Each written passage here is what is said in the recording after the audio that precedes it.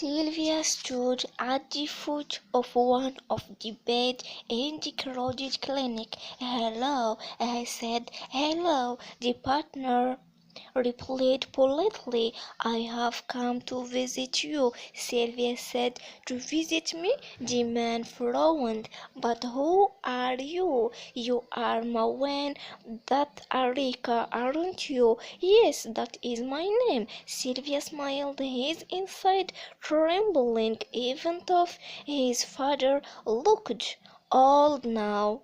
Sylvia had recognized him right away, but it was as if his eyes needed help from his ears. He needed to hear his father's word to believe he was real.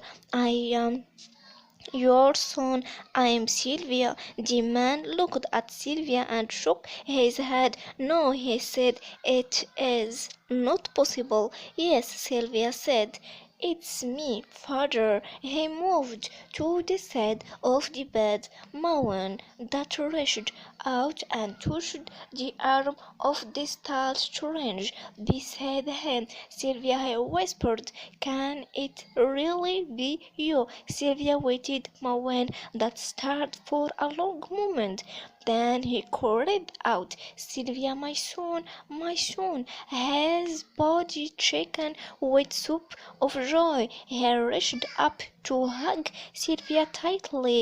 It had been almost any time, years since they had last seen each other. Mawen, that sprinkling water on his son, had the Dinka way of blazing.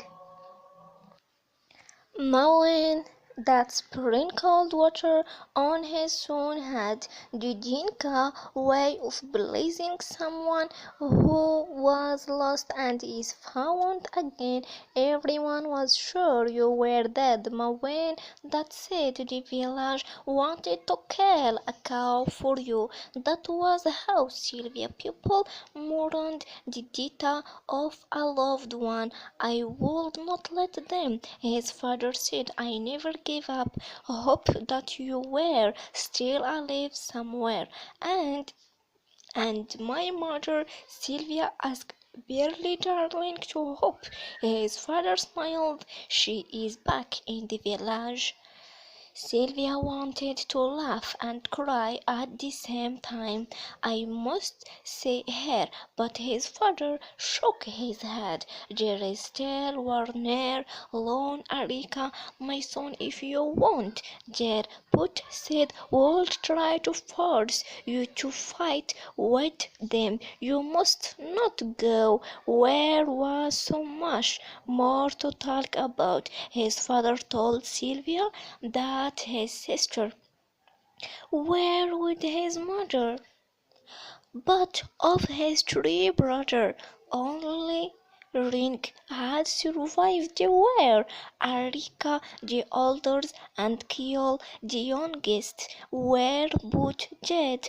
Little Kiol, Sylvia lost his eyes for a few moments, trying to picture his brother through a haze of time and grief. He learned more about his father's illness, year of drinking continuity. Water had left Mawen that in try the digestive system readily with Gaina warm, sick and weak. He had walked almost 300 miles to come to this clinic and was barely alive by the time he finally arrived. Sylvia and his father had several days together, but all too soon it was time for Sylvia to return to America. His father would be leaving that clinic shortly as well.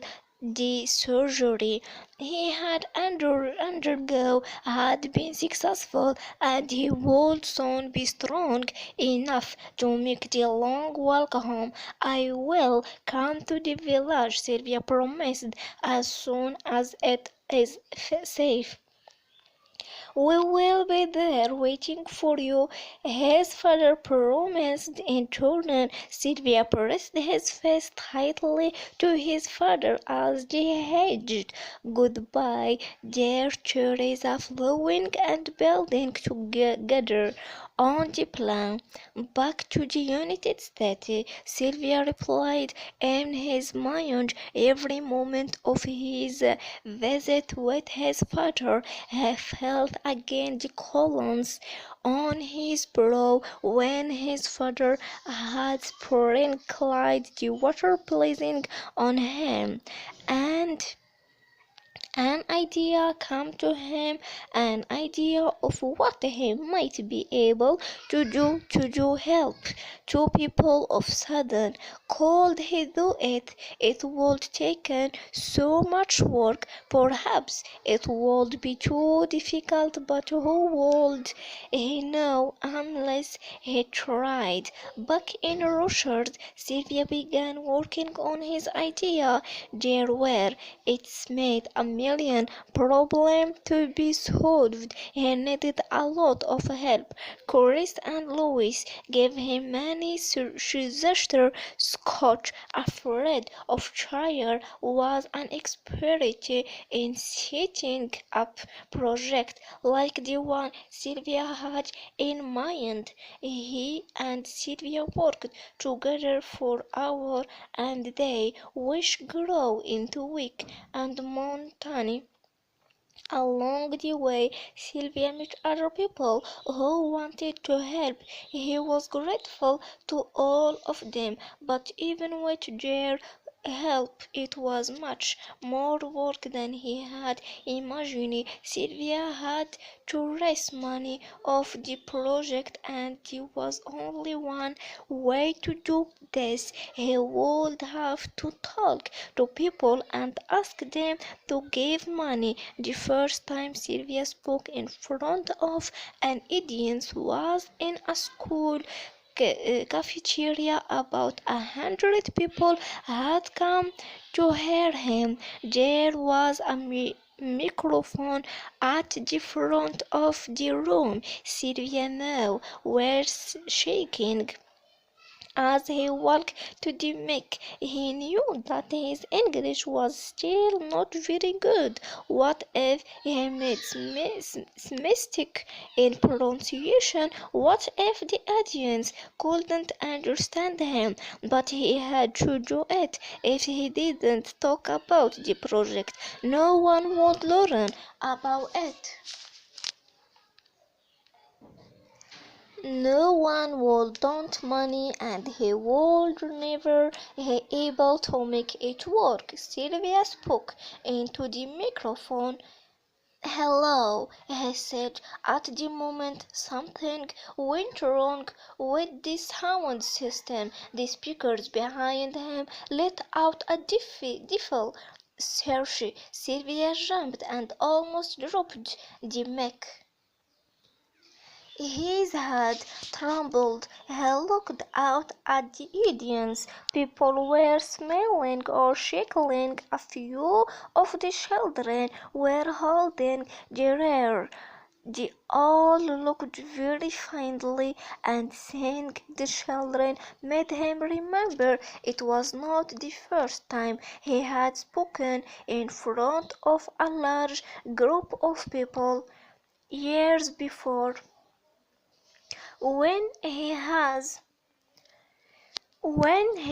leading those boys on their walk from the Ethiopia refuge come to the one in Kenya, he had called a meeting every morning and evening. The boy would line up facing him, and he would talk to them about their plan, all those eyes looking at him. Put every face into its side in what he had to say. It was the same there. The audience had school, come to the school cafeteria because they wanted to hear him.